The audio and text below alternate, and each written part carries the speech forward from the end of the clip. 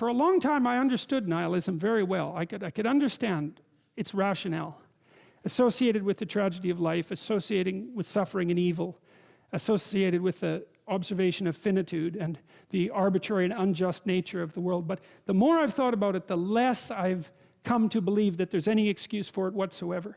And I think the reason for that is that it forestalls effort. It forestalls the ability to discover for yourself. Maybe there's no reason to be so goddamn hopeless, except that it's easier to be useless. Now, and I'm not, believe me, I'm not making that case.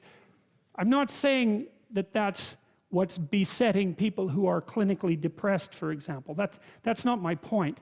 Clinical depression is a terrible thing. There's lots of reasons to be rendered, to be tossed into a catastrophic condition. That isn't what I mean. I mean that kind of cynical, arrogant, rational, hyper-intelligent nihilism that throws the world away as if it's of little use before it's been properly engaged with.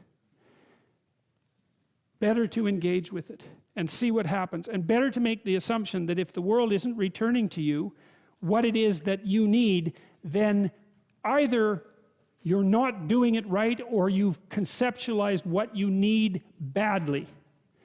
Why not at least open yourself up to that possibility, right? Because you could be wrong.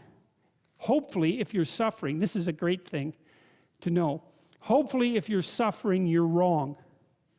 Because if you're suffering and you're right, then there's nowhere to go. So it's very useful to find out whatever errors you might be committing. Another thing that's really interesting about the Jews in the Old Testament, it's a remarkable thing.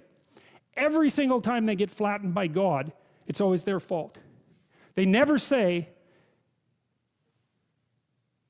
the world that God created was corrupt and God is evil. They never say that, no matter what happens, right? No matter what catastrophe occurs, when they have every reason to at least put that hypothesis forward, they don't.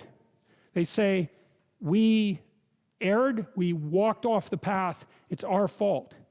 And that's hard, you know, because it puts all the weight of human catastrophe on the human being. That's very hard. But the upside is, it gives you the control. It opens up the door, it opens up the possibility that you could be the person that could set it right if you would just let go of what's in your way. Whatever that is.